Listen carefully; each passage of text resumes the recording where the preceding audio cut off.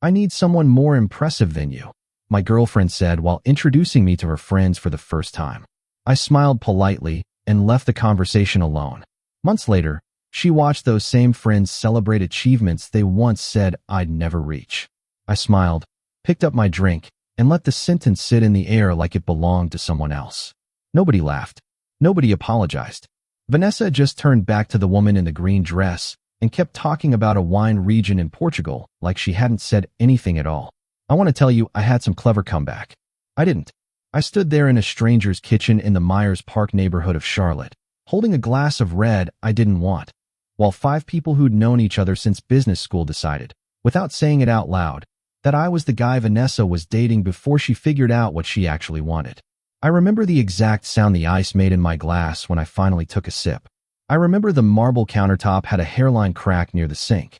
I remember thinking, very calmly, okay, just that. Okay, that's the part people never believe when I tell this story now. That it didn't feel like the worst moment of my life.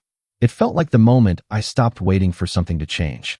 If you enjoy real stories like this, subscribe, because what happened next changed everything for me.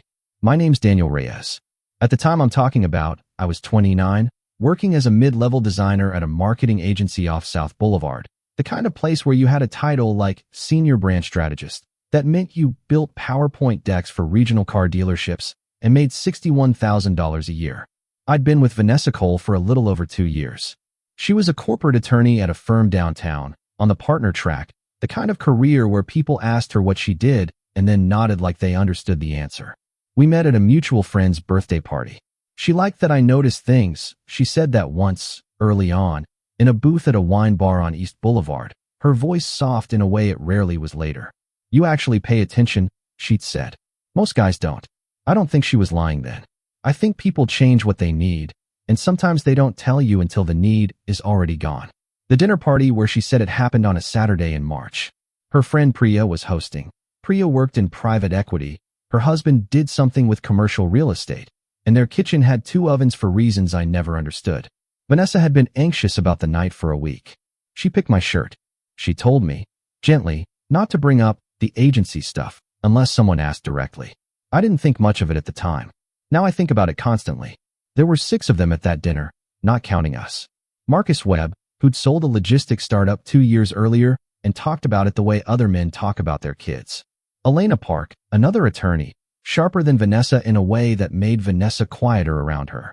Priya and her husband, Raj. A guy named Preston who was finishing his surgical residency. And a woman named Claire who did something in finance nobody ever fully explained. For the first hour, it went fine. Small talk. Wine. Someone's dog wandering in and out of the kitchen. Then Priya asked me what I did. In that polite way people ask when they already suspect the answer won't be interesting. I'm in marketing, I said. Brand strategy mostly. For a firm on South Boulevard. Oh, nice, Priya said, already looking past me for the wine bottle. That should have been the end of it. But Marcus, 3 glasses in, decided to make it a conversation. Marketing's tough right now, right? With AI and all that, he said. My buddy just automated his entire content team. 6 people, gone, replaced by software that costs $400 a month. It's changing things, I said. Some parts more than others. You ever think about doing something else?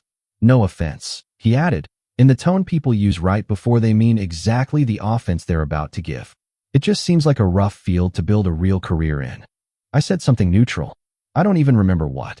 And that's when Vanessa, maybe trying to rescue the moment, maybe trying to distance herself from it, laughed, a short, embarrassed laugh, and said, "Trust me, I've had this conversation with him. Marketing is fine. It's just not exactly ambitious." The table went quiet in that specific way where everyone pretends they didn't hear something they heard perfectly. Elena tried to smooth it over.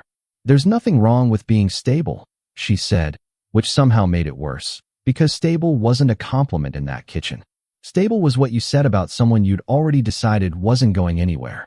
Then Priya, refilling glasses, not even looking at me, said, "Vanessa, didn't you say you were thinking about?" and stopped herself, glancing at Vanessa with a look I wasn't supposed to catch. Vanessa's face did something complicated. Guilt, maybe. Or just the discomfort of almost being caught mid-sentence about something she hadn't told me yet. "It's nothing," Vanessa said quickly. "We're fine. I didn't push it. That was my first mistake, if you want to call it that. Not asking what Priya had almost said. But I was still holding the wine glass, still standing in a kitchen that smelled like rosemary and expensive candles, and something in me had already gone very still and very quiet. Later, closer to 11, when most of them had had enough wine to stop performing politeness, Claire, the finance one, asked Vanessa directly, like I wasn't standing 3 feet away. "So is this the guy you're serious about?" And Vanessa laughed. Not cruelly. That's the thing I keep coming back to. It wasn't cruel. It was worse than cruel. It was casual. Like she'd already had this thought 100 times in private, and it had lost its weight. "I don't know," she said. "I think I need someone more impressive than him, honestly." She said it to Claire. Not to me. Like I was a topic, not a person in the room. Nobody laughed. Marcus looked at his drink. Priya suddenly found something urgent to do at the sink. And I stood there holding a glass of wine. Watching my girlfriend of 2 years describe me to a stranger as a downgrade, she was still deciding whether to correct. "I want to tell you I said something." I didn't. I finished my wine, said I needed some air, and stepped out onto Priya's back patio, where the March night was cold enough to make my breath visible, and I stood there for 11 minutes. I checked my phone, so I know it was 11 minutes, doing absolutely nothing except breathing. When I came back inside, the conversation had moved on to Preston's residency schedule. Vanessa touched my arm like nothing had happened. "You okay?" she asked, quiet, only for me. "Yeah," I said. "Just needed air." I didn't bring it up in the car. She didn't either. We drove home on Independence Boulevard in a silence that felt less like anger and more like 2 people carefully avoiding a door neither of us wanted to open yet. That night, lying in bed, staring at the ceiling fan turning slowly above us, I made a decision I didn't tell anyone about for months.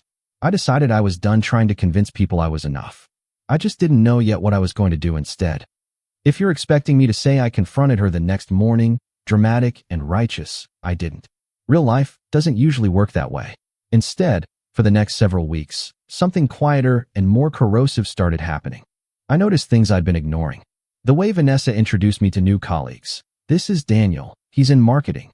Flat, like a category instead of a person, when 6 months earlier she used to say, "This is my boyfriend. He's incredibly talented. You should see the campaign he built for." She'd stopped doing that. I couldn't tell you the exact week it stopped. I just noticed, retroactively, that it had. I noticed she'd started scheduling things with her friend group without mentioning them until after they happened. A birthday dinner. A weekend trip to Charleston with Priya and Elena that I heard about from a text she sent while she was already in the car. I noticed that when her mother called, Vanessa would walk into the other room, and I'd catch fragments. "He's fine. Mom, we're fine. I don't know. We'll see." The kind of sentences that sound like nothing until you're the he in them. My best friend Jordan noticed before I said anything out loud. We'd known each other since college, and he ran a small woodworking business out of a garage in Noda, the kind of guy who built things with his hands and never once apologized for it. "You've been weird for like a month," he said, one Thursday, over beers at a bar near his shop. "I'm fine. You keep saying that like it's an answer." He turned his glass slowly on the bar top. "What happened?" I told him about the dinner party. Not all of it. I skipped the part where I stood on the patio counting my own breaths, but enough. He didn't say anything for a while. "You know what your problem is," he finally said. It wasn't a question. "Enlighten me. You've been designing other people's dreams for 6 years, and you're broke doing it. You've got talent, man. Actual talent. You just keep giving it to a company that pays you 60 grand to make some Honda dealership look exciting." He shrugged. "Maybe she's not wrong that you need to be more impressive. Maybe she's just wrong about why." I didn't like hearing that. I liked it less because some part of me had already been thinking it for a year, quietly, in the back of my mind, in the moments after I'd finish a freelance logo for a friend's coffee shop and feel more alive doing that for free than I did all week at my actual job. I didn't quit anything that night. I want to be honest about that, because this isn't a story about a lightning bolt decision. It's a story about a slow one. 6 weeks after the dinner party, Vanessa and I had the fight that actually mattered. Not the loud kind, the quiet kind, the kind that tells you more than shouting ever could. It started because of a work trip. She was flying to New York for a deposition and mentioned, almost in passing, that Marcus would be there too, some investor dinner, and she might swing by if the timing worked out. "You're going to a dinner with Marcus? In New York? While you're there for work?" I asked, not accusing, just trying to understand the shape of it. "It's not a big deal, Daniel. We're all friends." I didn't say it was a big deal, which was a lie, or close enough to one. She set her fork down. We were eating dinner at our kitchen table, some pasta I'd made, and looked at me with an expression I'd started to recognize as the one she wore right before she said something she'd clearly already rehearsed in her head. "Can I be honest with you?" she said. "You usually are. I don't know if I feel like myself around you anymore," she said. Or no, that's not right either. I feel like myself. I just don't know if I like who that is. I didn't understand what that meant, not fully, not that night. I asked her to explain. When I'm with Priya, with Elena, with that whole group, I feel like I'm becoming the person I always wanted to be. Sharp, ambitious, going somewhere. She looked down at her plate. And then I come home, and it's comfortable. It's nice. But it's not going anywhere, is it? You're not going anywhere. I'm right here, I said, which even as I said it, I understood wasn't an answer to what she'd asked. That's what I mean, she said, quiet. Not cruel, just tired. We didn't break up that night. I want to be clear about that too, because I know how these stories usually go. One big blow-up, one door slamming, one dramatic exit. It wasn't like that. It was worse, in its own way, because it was slow. We kept living together for another 5 weeks, kept sleeping in the same bed, kept having the kind of conversations two people have when they both already know something, but neither one wants to be the one who says it first. The New York trip happened. She went to the dinner with Marcus and the others. She came back different, not dramatically, just a half-degree colder, a half-degree further away, like someone had turned a dial one click while she was gone. I started designing again at night. Not for the agency. For myself.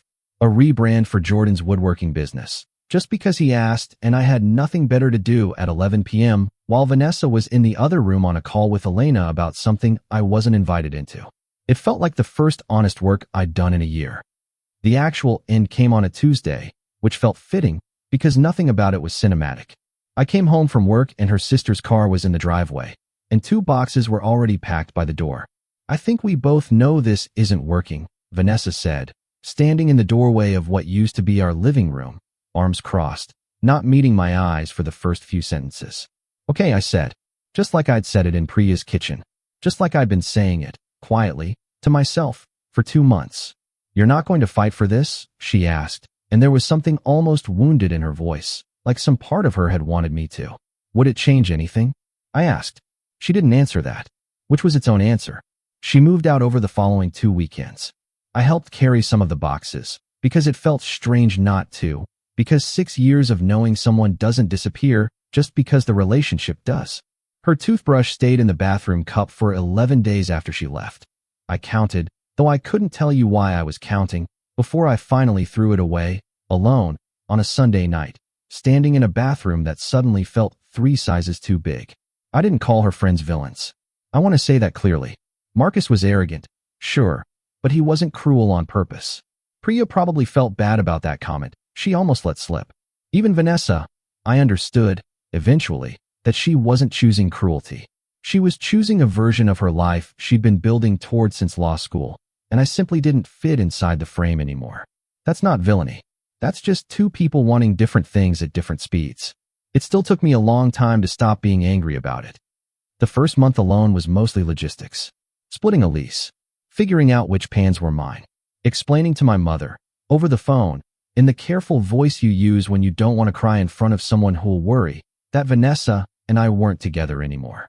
"You sound okay," my mother said, cautious. "I don't know what I sound like," I told her honestly.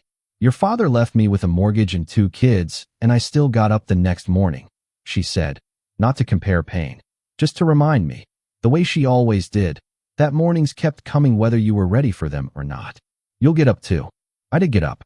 Not dramatically, just one ordinary morning after another. Jordan was the one who pushed me toward the decision that actually changed things. 2 months after the breakup, sitting in his garage, surrounded by half-finished tables, he asked me a question I hadn't let myself ask. "What would you do," he said, "if you weren't scared of it not working?"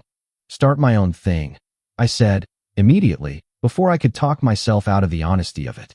"Branding, design, actual creative work, not car dealership decks." "So do that." "It's not that simple, man. I've got rent. You've got a job that makes you miserable and a girlfriend who left because you weren't impressive enough," he said, not unkindly. "I'm just saying. Might be time to find out what impressive actually looks like on your terms instead of hers. I didn't quit the next day. I'm not going to pretend I did, because that's not how real decisions happen. What I did was start small. I kept my job at the agency and began taking on freelance branding projects at night and on weekends. A bakery in Plaza Midwood, a boutique fitness studio, a small law firm that, in a detail I only appreciated later, was nothing like Vanessa's. The first project barely paid anything. $400 for a full identity package, logo, color system, a simple website. Work that would have taken a full agency team 2 weeks and cost the client $4,000. I did it in 9 nights, mostly between 11 p.m. and 2 a.m., fueled by gas station coffee and something that felt, for the first time in a long time, like purpose instead of obligation. It wasn't glamorous. I want to be honest about that too, because this isn't a story about overnight success. For 4 months, I was exhausted constantly. Full-time job during the day, freelance work at night, barely sleeping, my apartment a mess of sticky notes and half-eaten dinners. There were nights I sat at my desk at 1 in the morning and thought about quitting the freelance work entirely, going back to just being tired in one direction instead of two. But slowly, quietly, something started to build. The bakery client referred me to a friend who owned a coffee roastery. The fitness studio referred me to a physical therapy clinic. Nobody was celebrating me. Nobody from Vanessa's world knew I existed anymore. I wasn't doing it to prove anything to them. That part came later, if it came at all. I was doing it because, for the first time since college, work felt like mine. 6 months after the breakup, I quit the agency. It wasn't a triumphant moment. My manager, a decent guy named Phil who'd never done anything wrong to me, just looked tired when I told him, like he'd seen a dozen people leave for a dozen reasons that all sounded the same after a while. Freelance is rough, he said. You sure? No, I told him honestly. But I'm doing it anyway. I named the studio Reyes and Company, which felt a little grand for a one-person operation working out of his apartment. But Jordan told me names were promises you grew into, not descriptions of where you currently stood. I kept 3 months of savings as a buffer. I ate a lot of rice and beans that year. I said no to eating out, no to new clothes, no to almost everything except rent, groceries, and the software subscriptions I needed to actually do the work. The first year was the hardest thing I've ever done. Not because of any single dramatic failure, but because of the accumulation of small ones. A client who ghosted after final delivery without paying the last invoice. A proposal I spent 2 unpaid weeks building that lost to a cheaper competitor. A stretch in February where I had exactly 1 active project and calculated, more than once, how many weeks of rent I had left. I didn't call Vanessa during any of it. I heard about her, occasionally, the way you hear about people from a life you used to live. A mutual friend mentioned she'd made partner track senior associate. Another mentioned she was seeing someone new, a guy in finance, which didn't surprise me and didn't hurt as much as I expected it to. What surprised me more was how much I didn't think about her most days. I thought about invoices. I thought about a client's brand voice. I thought about whether I could afford a decent office chair yet. The heartbreak didn't vanish in some dramatic reckoning. It just got quietly outcompete by the amount of attention building something actually required. By the second year, Reyes and Company had 3 regular clients and, more importantly, a reputation, small, local, but real. A restaurant group in South and hired me for a full rebrand across 4 locations. A tech startup in the Noda Arts District, run by 2 guys barely older than me, brought me on to build their entire visual identity before their seed round. I hired my first contractor, a copywriter named Priya. Different Priya, I noted, almost laughing at the coincidence the first time I typed her invoice. I remember the exact moment it started to feel real instead of desperate. I was sitting in a coffee shop, not the one I'd branded, a different one, reviewing a contract for $18,000, more than I used to make in 3 months at the agency, for a single project. I read the number twice. Then I closed the laptop and just sat there for a minute, in a booth by the window, watching people walk past on the sidewalk, feeling something I hadn't let myself feel in a long time, solid ground. I called my mother that night, not because $18,000 was life-changing money, but because it was proof of something I'd started believing quietly, alone, at 1 in the morning, back when nobody else believed it with me. I'm proud of you, she said, and I could hear that she meant it, not performing this sentence the way people sometimes do. I know, I said. I think I'm starting to be too. I want to be clear that I wasn't thinking about Vanessa's friend group during any of this. I wasn't building a business as a weapon. I know how these stories are supposed to go. The guy secretly plotting his triumphant revenge, counting the days until he can walk into a room and make someone regret every word they ever said. That's not what happened, and honestly, I think stories like that are lying to you a little, because real growth doesn't leave room for that kind of bookkeeping. I was too busy surviving to plan a comeback. But Charlotte is a smaller city than people think, especially once you're moving in overlapping professional circles. And 18 months after the breakup, without either of us planning it, our worlds touched again. It happened at a business mixer, one of those uptown networking events with bad wine and good views, hosted by a commercial real estate group. I almost didn't go. Networking events had never done much for me, but a client insisted I needed to be visible in rooms like that if I wanted bigger contracts. So I put on the one good blazer I owned and went. I was talking to a property developer about a rebrand for a new mixed-use complex when I heard a voice I recognized before I saw the face it belonged to. Daniel. It was Priya. The original Priya, the one whose kitchen this whole story started in, standing there in a navy dress, holding a glass of white wine, looking at me with an expression I couldn't immediately read. Priya. Hey. I kept my voice even, which took more effort than I let show. I didn't know you were. She gestured vaguely at me at the room. What are you doing here? I own a branding studio now, I said. We're doing the identity work for the Sycamore project. I nodded toward the developer I'd been talking to, who was now deep in conversation with someone else. You? Raj's firm is one of the investors, she said, still processing. I had no idea you'd. This is your company? Reyes and Company. Yeah. I watched something shift in her face, not guilt exactly, more like recalculation, the kind of expression people get when a category they'd filed you under quietly stops fitting. That's really impressive, she said, and I don't think she meant it as an echo of anything, but I heard it anyway, a small, quiet closing of a loop that had been open for 18 months. We talked for a few more minutes, mostly logistics, her firm, my client roster, the strange smallness of Charlotte's business world, before she was pulled away by someone else. I didn't ask about Vanessa. She didn't offer. I didn't need her to. I already knew, in a way I couldn't fully explain, that whatever happened next wasn't something I needed to chase. It happened, in the end, without me doing anything at all. 3 months after the mixer, the Sycamore project held a launch event, the kind of thing developers throw to attract press and tenants. An open bar on the rooftop of the finished building, string lights, a jazz trio nobody was really listening to. My studio had built the entire brand identity, the name, the logo, the signage throughout the building, even the typography on the elevator directory. It was the biggest project I'd completed, and I'd been invited as part of the creative team, not as an afterthought. I was standing near the edge of the rooftop, talking to the developer about a second phase project, when I saw Elena first. The sharp-edged attorney from that dinner 2 years earlier, standing near the bar with Marcus, who I hadn't seen since the night that started all of this.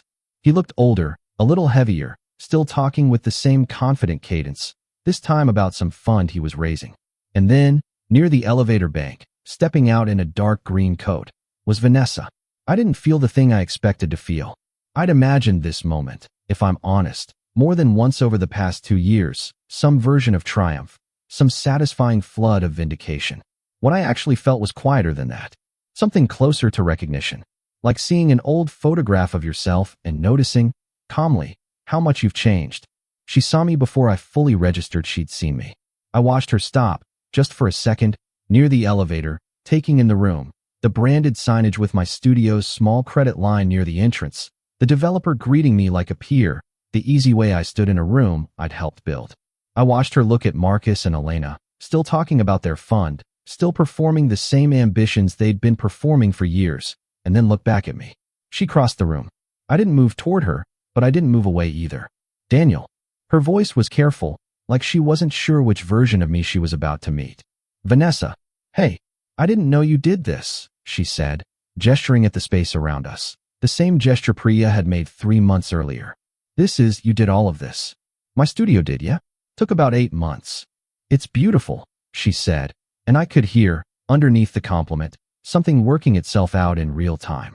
I heard you'd started something, but I didn't realize it was this. It's been a process, I said, which was the truest and least dramatic thing I could have said. There was a pause, the kind that used to make me anxious and now just felt like space. How have you been? she asked, finally, and I understood it wasn't a small talk question. She meant it. Good, I said, and meant it too. Busier than I expected to be, but good. She looked at me for a moment longer than the question required. I think about that night sometimes, she said, quieter now, the noise of the party fading around the two of us like the room had shrunk to just this conversation. The dinner. What I said. I've thought about it more than I probably should. It's okay, I said, and I realized, saying it, that I meant that too. Not because it hadn't hurt. It had, more than I let anyone see at the time, but because I understood now that her words that night had been less about who I was and more about who she was still trying to become. I hadn't needed to become more impressive to prove her wrong. I needed to stop needing her permission to believe I already had something worth building. For what it's worth, she said, I don't think you needed to be more impressive. I think I just didn't know what impressive actually looked like yet. I didn't say anything clever back. I just nodded, and for a second we stood there, two people who used to know each other completely, and now only knew fragments, both of us a little older, a little different, standing in a building neither of us could have predicted 2 years earlier. I should get back, she said eventually, glancing toward Elena and Marcus, who hadn't noticed either of us. It was really good seeing you, Daniel. I mean that. You too, I said. And I meant that as well. She walked back toward her friends. I watched her rejoin the conversation, watched Marcus say something that made the group laugh, watched her laugh along with them the way she used to laugh along with them at things about me. But I didn't feel the old ache watching it. I just felt like a man standing on a rooftop he'd helped build, in a life he was still building, that no longer needed her approval to feel complete. I left the party a little after 10, not because anything else happened, but because I had an early flight the next morning, a pitch meeting in Nashville for a hospitality client, the kind of trip that would have felt impossible 3 years earlier, and now just felt like Tuesday. Driving home along the highway, the city lights thinning out behind me, I thought about that dinner party 2 years earlier, the crack in Priya's marble countertop, the 11 minutes I spent breathing on her patio, the sentence that had sat in my chest like a stone for months afterward. I need someone more impressive than you. I don't think Vanessa was wrong, exactly, that night. I think she just didn't understand yet. None of us did. That impressive isn't something someone hands you in a kitchen full of strangers. It's something you build, quietly, in rooms nobody's watching, on nights when you're too tired to keep going and choose to keep going anyway. I didn't need her to watch me become it. I didn't need Marcus's approval, or Priya's, or a rooftop full of people recalculating who I was. I'd already done the only calculation that mattered, alone, at 1 in the morning, more nights than I could count. I got home a little after 11, dropped my keys in the bowl by the door, and sat for a minute in the quiet of an apartment that was entirely, finally mine. Tomorrow there'd be an early alarm, a flight, a pitch deck to finalize on the plane. Tonight there was just this, a life I'd built one unglamorous decision at a time, solid enough now that I didn't need anyone else's word for it. I turned off the kitchen light and went to bed.